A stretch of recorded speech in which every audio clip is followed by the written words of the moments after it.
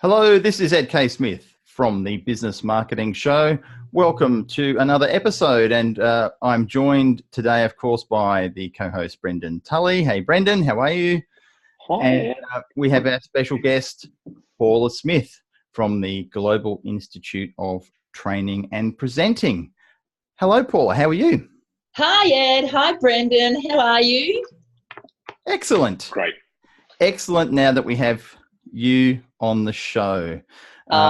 Very sweet. Thanks for inviting me. No, you're absolutely welcome. It's long overdue. One of the things we really wanted to talk about, which is what you spend a lot of your time doing, is presentation skills. That's something you've been doing. You've been presenting yourself and training for a long, long time and had a very successful business, which we'll touch on in a sec when we get a bit of your backstory. But also the other thing which is important that we want to talk about is the importance of storytelling in your business, in your marketing, in your communications. So we want to go through the main aspects of those two areas for presenting and storytelling with you to get your thoughts on the subject. So sure. And we only have half an hour, so that's a bit sad. Well, we don't necessarily have half an hour. We can go longer. We're not restricted to half an hour. We can go longer, but it depends on where you've got to go. I mean, Brendan's got nothing else to do for the rest of the day. I know he usually doesn't. I have important things, Ed. I do important things on my computer. There's nothing more important than powerful presenting, Brendan. Just saying. This is okay. This is exactly it. Here. Yeah. I'm going to walk away from this, and I'm just going to be amazing at presenting. Yeah, presenting is always one of those things you can improve on, and it's a core thing that I do. I do quite a lot of presenting. And I know you do, Paula, and Brendan, do you? Not so much anymore. I don't. You did a lot before, but I have a lot. I have spoken at a lot of things. It's I've dialed it down a bit because it's a lot of work, right? It's to put together a fresh presentation would easily be 20, 40 hours worth of work. So yeah, and that's often what people forget, isn't it? So let's do a bit of a backstory. I'm rubbing my hands in excitement. Paul, we want to go back to what sort of got you started, because you've been an entrepreneur pretty much your whole life from the conversations I've had with you.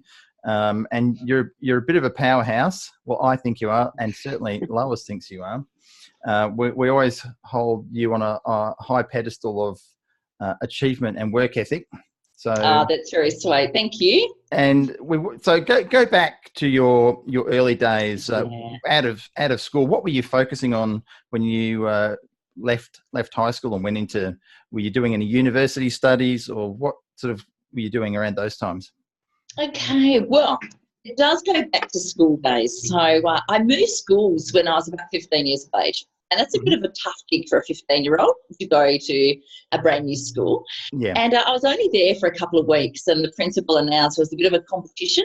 And the competition was who would like to MC all the school assemblies. And I was thinking, that is such an amazing opportunity. Who wouldn't want to, as 15-year-old, who wouldn't want to MC all the school assemblies? So, of course, I applied. I get called into the office a couple of weeks later. Congratulations, Paula, it's all yours. And he confessed to me at the end of the year that I was the only person in the entire school who applied. So even back then, it's a pretty rare thing for someone to really enjoy presenting. But I grew up in an amateur theatre family, so I was thrust on stage at quite an early age, and I was one of those kids, something perhaps you don't know about me yet, I was one of those kids joining the Johnny Young Talent School, singing and dancing up on the stages in the shopping centres. So I've always loved performing, and speaking is something, it's a little bit different to performing. And I got quite obsessed about the power of speaking when I was emceeing the school assemblies every week, because I realised even then is just having that presence up on stage builds trust with an audience. So even though I was the new kid on the block, and I certainly wasn't the most popular, and I was the least sporty person that you could know, I became captain of the red team within a few weeks, and then head girl a few weeks later. Wow. And it was really because I was just standing up there every single week speaking to an audience, and everyone in the school got to know me, like me, and trust me. So hence my authority at the school grew very quickly. Now, fast forward past school, I had many different jobs when I left school.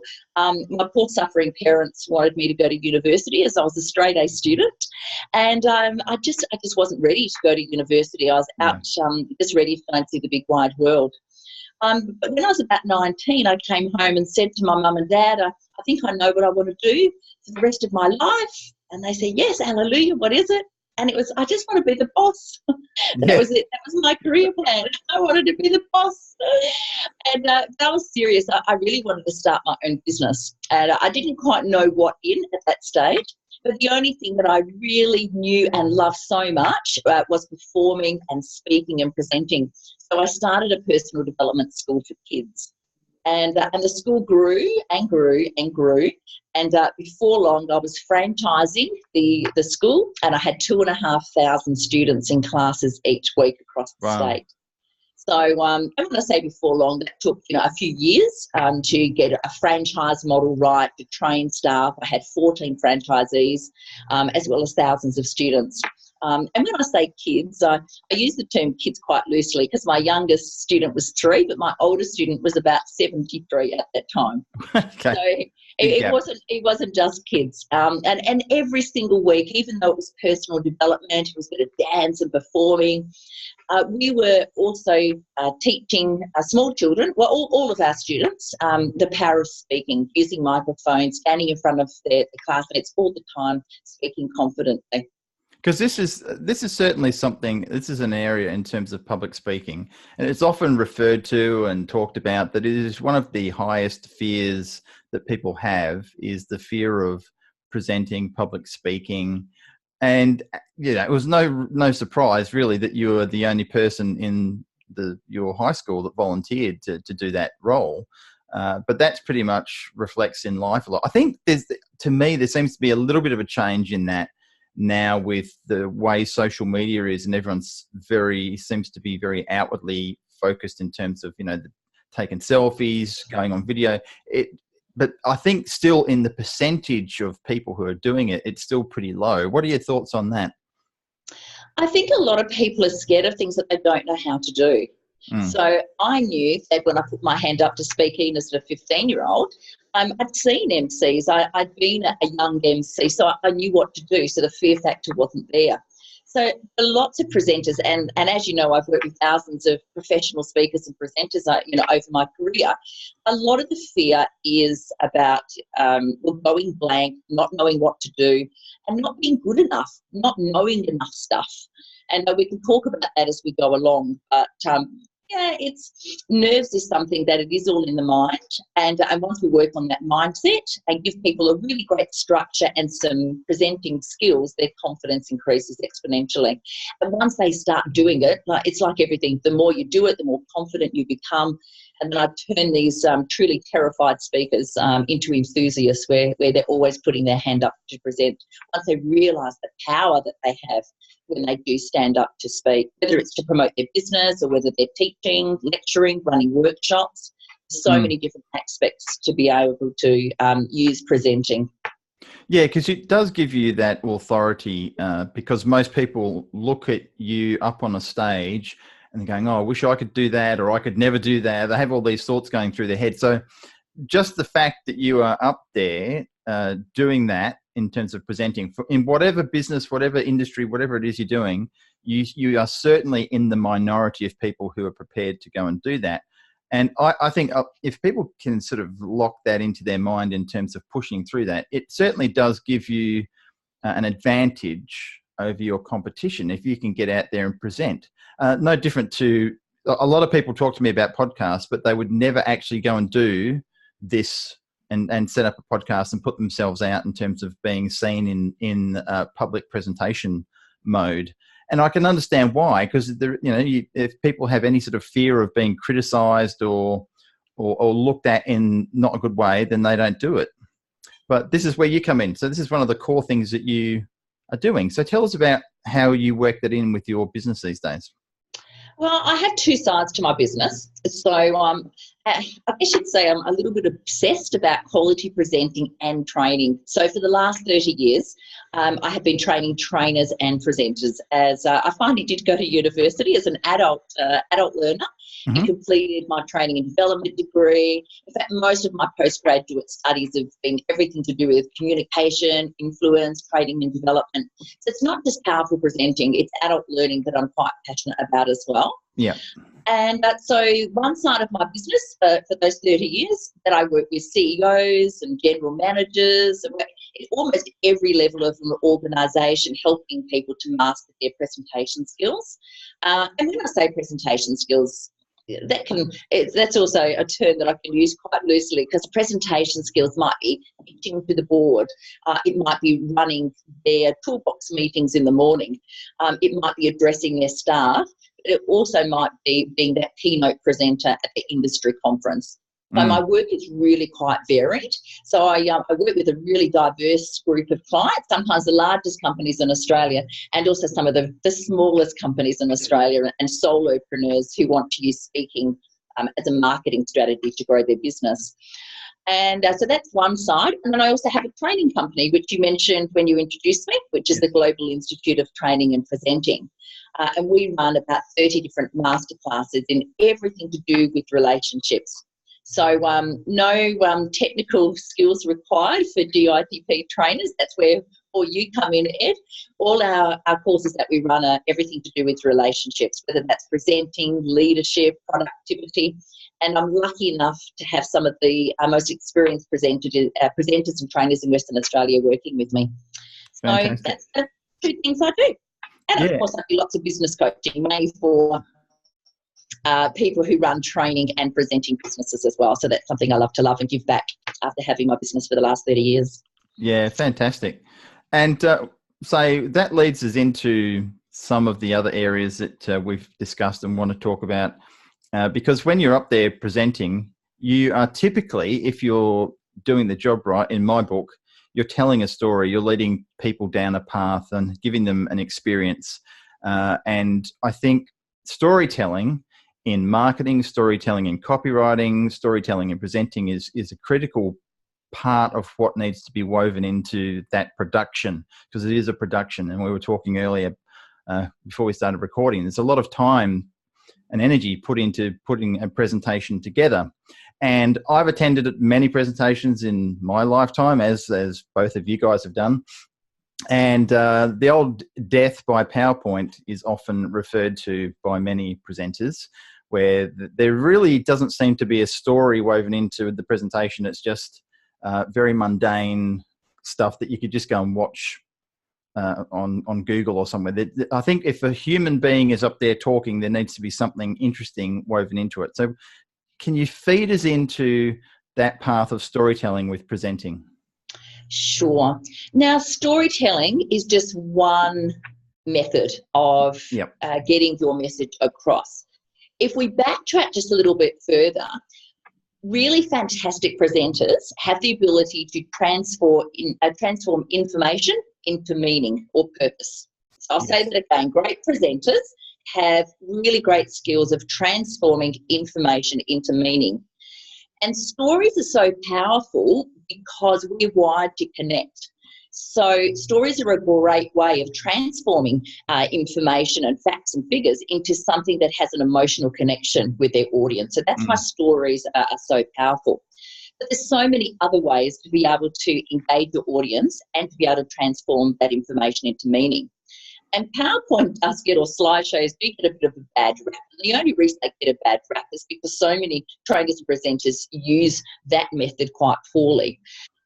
But if we're just using really beautiful visuals up there, we can still tell a story using slides. We can use beautiful images to enhance our presentations, to put meaning behind data. So rather than, bullet points and charts full of numbers up there, we can still paint a beautiful picture using slides in a very clever way, because vision does trump all other senses. So if we are doing something visual, whether it's with our bodies or using props or using a slideshow, so audience still like to have that something visual to look at during a presentation.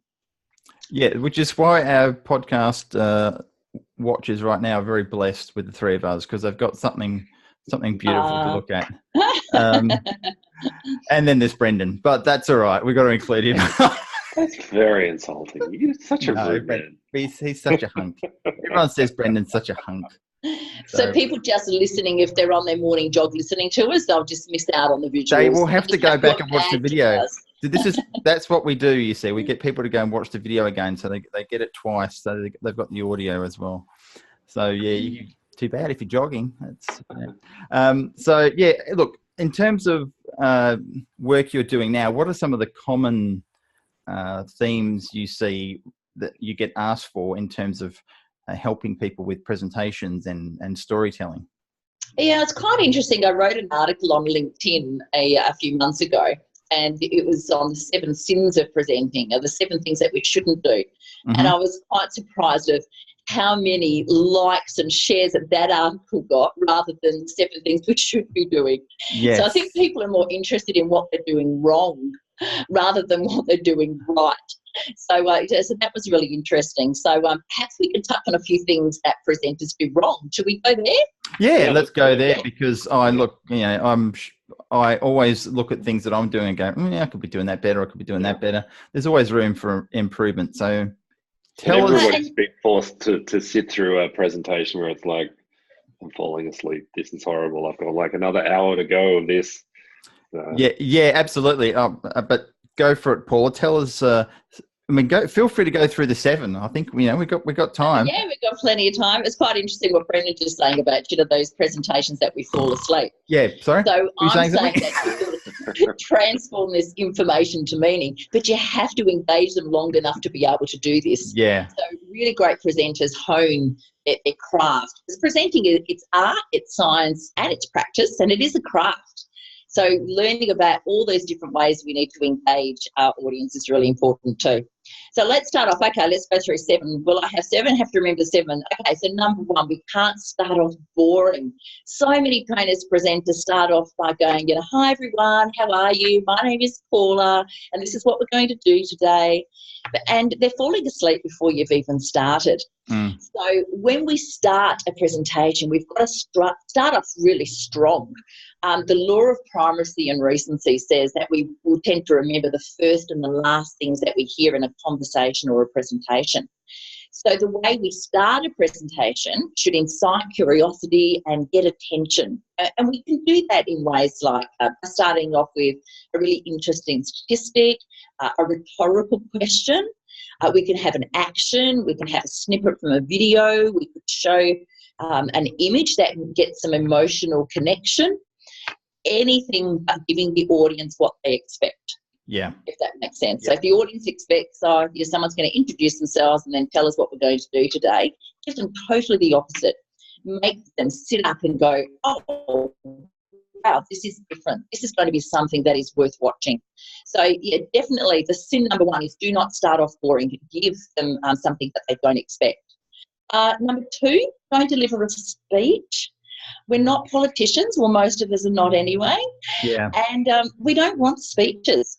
No. If we're at a conference in front of hundreds of employees waiting to be inspired in some way, the last thing they want is somebody up there delivering a speech. So a powerful presentation is about having a conversation from the platform, not just any conversation. It's a guided conversation.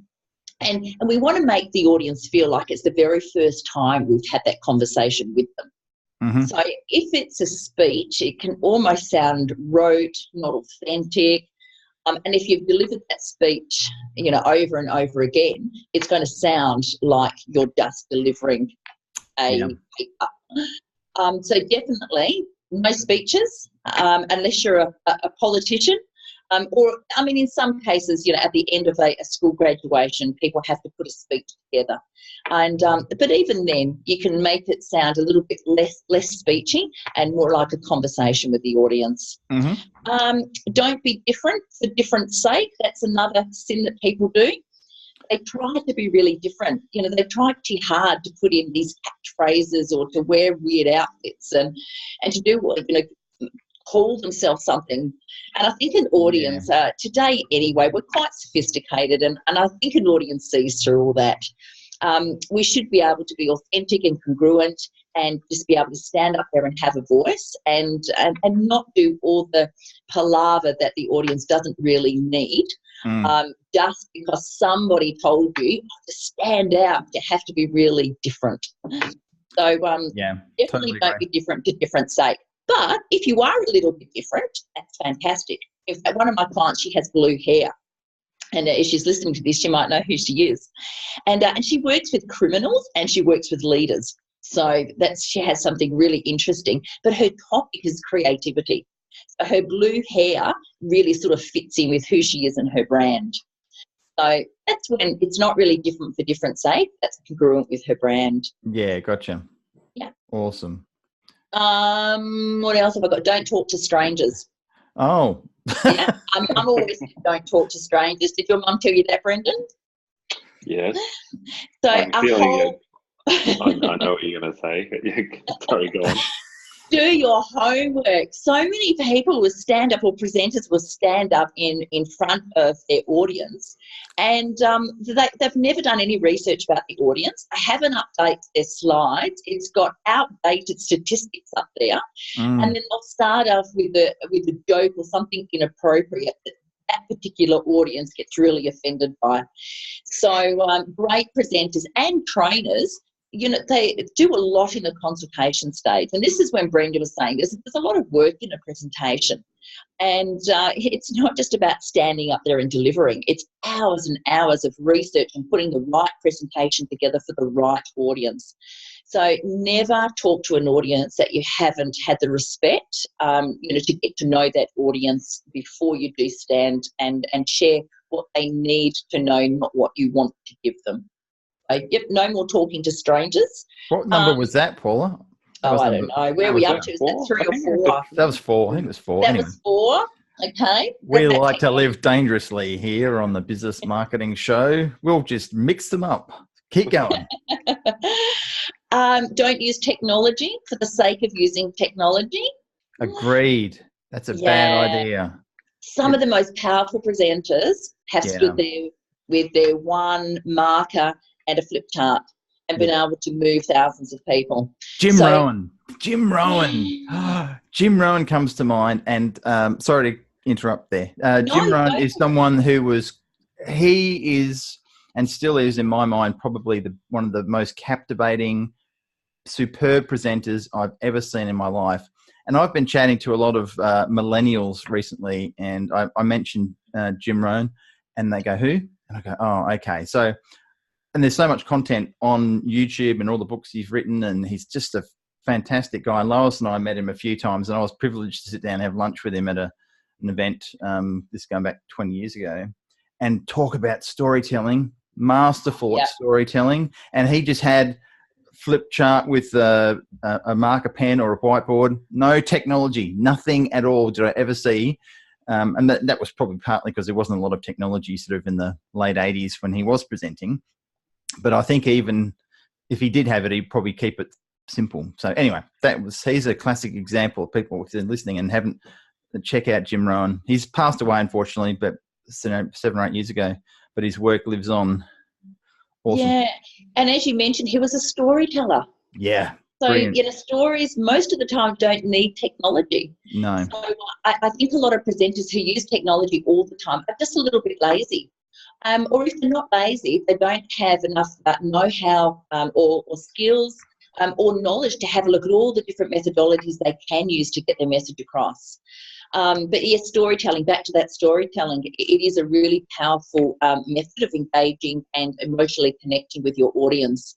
So yes, so don't use technology unless it's warranted. And as you know, so many times it is warranted when you're doing things like this. Use it sparingly and only use those slides if you really need to. Be a little bit more creative. Awesome. And I think the last couple, that might be number 5, is don't wing it. Never wing a presentation.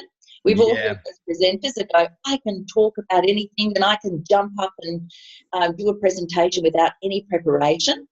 Look, I know that, we've all sometimes been put up under the pump, and we have to put a presentation together quite quickly. But presenters who have spent years and years honing their craft and they have the skills to be able to do that is very, very different to somebody who has never presented. They don't train or present for a living, thinking they can stand up at a conference and just have a chat without little preparation. I think the preparation is always evident. So never wing it, and don't trust a presenter who says they're winging it. I know that when I book so many speakers and trainers, I never would book anyone who I don't trust, to give the audience enough respect to put in so much time and effort into that particular presentation. I would never book a trainer who brags that they winged it. So don't wing it, and put all the time and energy you can into every single presentation. And I think the lucky last one is don't over-rehearse. So rehearsing is really important, but I know this week I've been working with TEDx presenters that we were talking about before we started. Yeah. And one of the scary things with some presenters is they get it right, and then they spend, the next week every single day going over it and over it, word for word, as it becomes rote, and they sometimes lose that emotional connection to what they're trying to portray. Yeah, good point. So don't over-rehearse, which doesn't mean you don't rehearse. I always rehearse my signature stories in my presentations. I always rehearse my openings and my closings because they're my PowerPoints. And when I say PowerPoints, I don't mean slideshows. I mean my power moments, my opening and my closing. But the rest of your presentation, it has to be a conversation. And every what would rehearse be to you? Just basically stand there and talk it? Do you have a particular methodology for rehearsing it or going through it? Sorry, can you say that again, Brendan? I just missed it. Do you have a particular methodology for rehearsing, or you just basically walk through the presentation? How do you do it? Yeah, so rehearsing, I use a structure. So a lot of people say, I don't like structures, they're restricting. But a really good structure will set you free. So I know that I've got to have a powerful opening. I know that I've got to weave in sometimes a little bit about my credibility. I know that I sometimes have to remind the audience why they're there. Yeah. So it's a structure that I seamlessly, the audience can't see the structure unless they're looking for it, of course. And so I know what points in that structure that I need to rehearse. And so rehearsing sometimes with your slides as well, if you are training and you've got slides. So I'll do a run through to make sure the transitions between my slides are nice and smooth. And then there's other types of presentations like picture. So I think you were there when we did our launch and we had a picture evening. And that's 20 slides in 20 seconds each. You don't have the remote control. So a presentation like that, which it has to be so succinct and it's only 6 minutes, 40 seconds, has to be rehearsed over and over again. And just that is pronounced Petcha Kutcha. Petcha Kutcha. Petcha Kutcha. I thought you said pet culture. I'm like, what? Petcha Kutcha. Okay, so where does that come from? Great. It sounds like it's a South American. It's Japanese. Oh, it's Japanese. Okay. Yeah. And if you've never heard of Petcha Kutcha, I challenge you all to Google it and watch some really good Petcha Kutcha presentations. In fact, on our website under Expert TV, we have about 6 or 7 of our Petcha Kutcha presentations from our launch that anyone can access. Fantastic. Okay, Petcha Kutcha. Take note, people. Go and have a look. So that's fantastic. Have 7 sins yet? I'm sure we've got to 7. Well, I think we got to 7. If we didn't, one of the sins could be forgetting what you're presenting. Exactly. Now, one of the things I like to have in a presentation is humour. Yes. I think, in my personal opinion, is that people remember you and certainly remember the topic more if there's fun injected into the subject. And I get that feedback a lot, saying I really enjoyed it, it was fun and you were funny, and it seems to stick in people's memory bank. If you're dull and boring and plain, people just, they'll fall asleep. That's just unfortunate. Now, what do people do if they're not a naturally, I can poke fun at people, I'm a bit naughty, Brendan sometimes tells me off because I, push the envelope, don't you, Brendan? You're very naughty. Your dad jokes can be a bit inappropriate. Dad jokes. Yeah. Got to have some dad jokes there for those youngsters. So, those millennials, Ed. Those millennials. What are your thoughts on being funny, Paula? Because you can be very funny. I've seen you present quite a lot. I can't tell a joke. I can't either. Bad. I'm hopeless at telling a joke. I think I know one.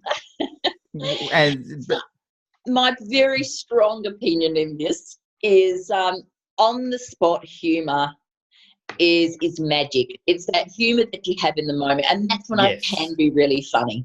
Yes. And I think you're right. People do like a bit of humour. It's not because they love humour. They like that emotional connection. So emotion trumps logic most times, and humour is something that can be emotionally arousing, for an audience as well. But jokes, the one thing with jokes that I don't like is jokes are generally designed to offend somebody. And quite going often, back to that sin is don't talk to strangers. You don't really know who's in your audience. You don't really know their political beliefs, their religious beliefs, their sexual preferences. You don't know anything about the audience really. Yeah. So telling jokes can sometimes be quite dangerous. We call them red flags. Mm-hmm. But on the spot humour, I think everybody really appreciates. And I know that my training rooms are filled with laughter. That is a must. Yeah, and self-deprecating is a pretty safe one in my book, because in some cultures, not in all cultures. Yeah, not in all cultures. And that's a good point. You got to check where you're doing it. Like if you, what's a culture that for certain self-deprecation is taboo? Well, I do a bit of training in KL. Mm-hmm. So, although there's been some talk about saving face, but I've worked quite a bit in Malaysia, and I still I love working in the Malaysian culture as well. So, but it was on my list of things when I was doing my culture intelligence training, is to be careful about that type of humour. But it still works, but you've just got to be careful with some cultures. So understand, if you are presenting overseas, just understand what type of humour that you can share, and definitely steer away from the jokes. Yeah, very, very good. Very good.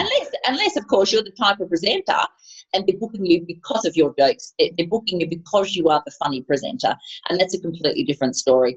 As a business presenter and the things that I do, they don't book me for humour, but they have a great time during my presentations. Big difference. Yeah, absolutely. I certainly never get booked for my, comedic skills or joke jokes. My dad jokes. Let's get Ed for his dad jokes. Well, Brendan's the new dad. Well, how old is your little one now? Nearly a year. She's nearly a year. Yeah, that's why he hasn't had a shave. I know. Before we got on the call, I was like, "Oh no, I'm talking to someone about presentation, and I haven't shaved today." Well, but I can't remember the last time I've seen you clean shaven, Brendan. Do you just like having a scruffy?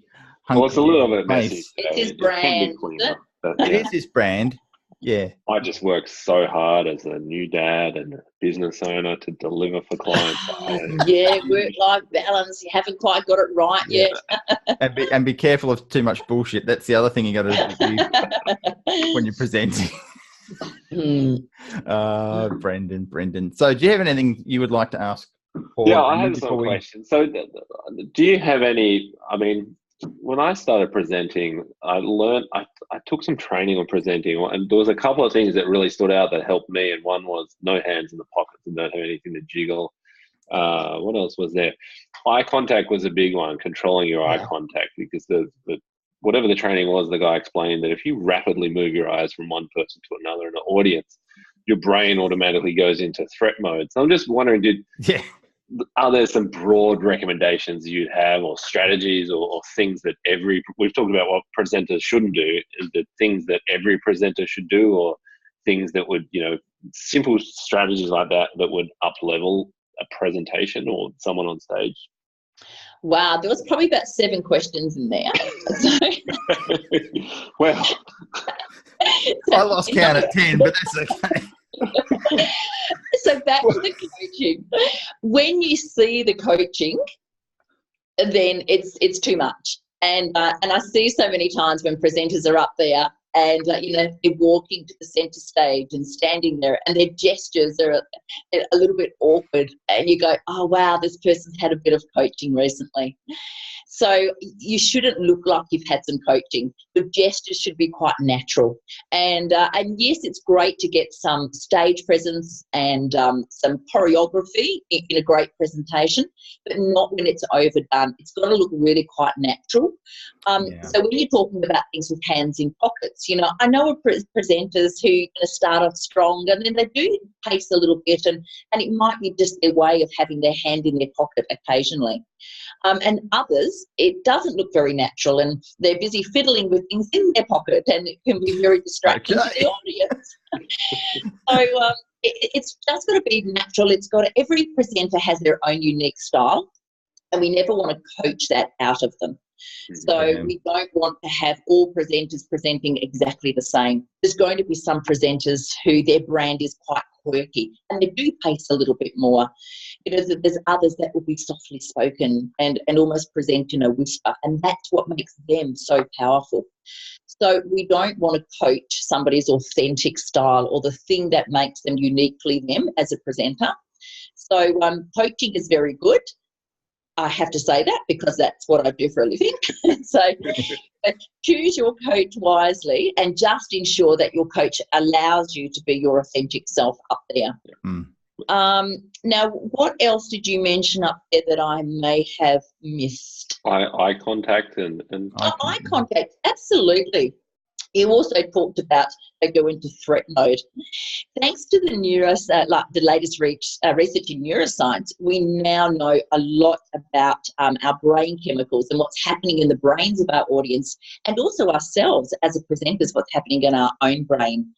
And we do need to be able to structure our presentations in such a way and have habits from the stage that increases bonding and trust from the audience to make sure that the right brain chemicals are being released in any presentation, because you don't want an audience to go into threat mode because your authority or your credibility is shut down instantly. So, and that's why that power of storytelling is so amazing, Ed, as we keep coming back to it. Yeah. So now we know why storytelling is so powerful from a neuroscience perspective. So the fascinating thing about stories is when you're listening to a story and it's being told really well, the same brain chemicals are being released as if you were actually experiencing it. Yeah, very good point. I'm getting shivers down my spine now because I'm thinking again back to Jim Rohn. I keep harping about Jim Rohn, but there's a reason for that. Is I have like literally probably 100 stories that I have of his that have stuck in my head and will never go away. And that's I've been to so many other presentations where I couldn't even remember 2 minutes of what was said, let alone thousands of bits of content or storytelling. So I really each one. Sorry to interrupt. Each one of those stories would have had an emotional connection with you at some level, and that's why you've remembered it. Absolutely, 100%. And weirdly, this is only just clicked. I mean, I've sort of intuitively known some of this, but just in having this conversation, it is really actually the light bulb's gone on big time in my head. So fantastic. Thank you. Excellent. I like it when people have aha moments when I'm speaking. Absolutely an aha moment. And I'm sure that's one of the many things people leave from your presentations and your workshops having, Paula. And the other interesting thing is you don't know your audience. Like we said, don't talk to strangers. Yeah. But every single person in the audience, their brains are wired completely differently because of the experiences they've had. So even in a really small training room, you might only have 6 or 8 people.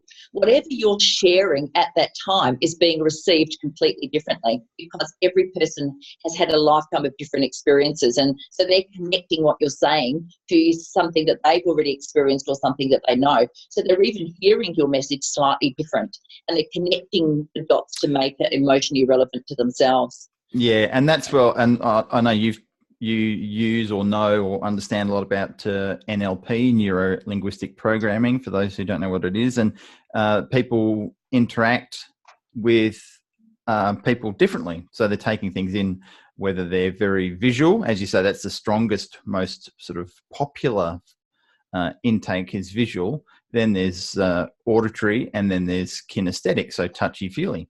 So again, it's understanding, if you intertwine or intermix all those different areas into presentations, then you have a better chance of getting across to the widest audience. But that can be quite difficult if you've got a high percentage typically who will be visual. So how do you deal with something like NLP when you're presenting? Yeah. I think I mentioned earlier, vision trumps all other senses. So you have to be quite visual up there, even if it's not through slides, just with your body, being quite physical, using your hands. So vision does help for people to remember information. I've also developed, it's the only qualification in Australia in neuro presenting. Right. So, and we've, when I say we, I have an advisory board of experts from business and in neuroscience and adult learning, and I've put together 14 neuro presenting principles, and it addresses all those types of things. Okay. And as you can probably hear, presenting, it is art, science, and practice. There's lots more to understand about becoming an exceptional presenter and trainer. It's not just about being charismatic and sharing a message. It's understanding that, is your message being received, and will the audience remember this? And have you packaged your message up in such a way that your audience can also repeat your message the next day? And does it have that emotional connection so it has meaning for that audience member or that trainee? Otherwise, it will be, wow, that was a great presentation, and they will remember nothing of it, or nothing will change because of the presentation for them. Yeah, fantastic. I think presentation skills is a bit like music or playing an instrument. It's a lifelong journey. Yes. You're always trying to improve and hone that skill. You don't just go and do a workshop and then all of a sudden you're an expert presenter. It doesn't happen that way. And it takes lots of work and effort to become the best in your craft. So that being said, thank you very much, Paula, for coming on the show. It's been fantastic to have you. And where can people get in touch with you? What's the best way people can reach out to Paula, your preferred method of contact? My preferred method of contact is by the telephone. Isn't that something a bit unique? Yes. So I love to have a chat on the telephone and have a real conversation with people. Yep. But if you just want to have a look at some of the work that I do, the Global Institute of Training and Presenting, it's www.gitp.com.au. That's where all my master classes are, a little bit about me, and there's lots of ways of how to connect with me on there, my phone number. Fantastic. Email address, and if not, just Google Paula Smith Speaker, and there'll be, my personal website comes up, my Facebook, my LinkedIn. Connect with me on LinkedIn. Yeah. So, I love to have a conversation with anyone who's passionate about training and presenting. Fantastic. Anything else, Brendan, before we let Paula get back to her? Well, we could talk all day. I'm kind of I want to do some presentation training. Excellent. Well, I know someone that can help you with that, Brendan. She's. You have online classes, is that right? The master classes, are they? I don't do online classes. I do online coaching, but again, it's not my preference. I love the value of being present. So I do run full-day master classes all over Australia as well. I run the Diploma of Neuro Presenting. That's a 5-day immersion in presenting. They're for the serious presenters, and that's in every state once a year. And then I run 1-day master classes, or can do some private coaching. So Awesome. Fantastic. Okay, well, we will finish up there. Thank you again, Paula, for coming on the Business Marketing Show. Great to have you. Thank you, Brendan, for being such a lovely man that you are with your lovely... You're very flirty today, by the way. I'm very flirty. I love my Brendan. He's a good man. He's my bro. He's my bro. So we'll leave it at there, and thank you, the listener, for tuning in to the Business Marketing Show, and we'll see you on the next episode. Bye for now. Bye, everyone. Bye.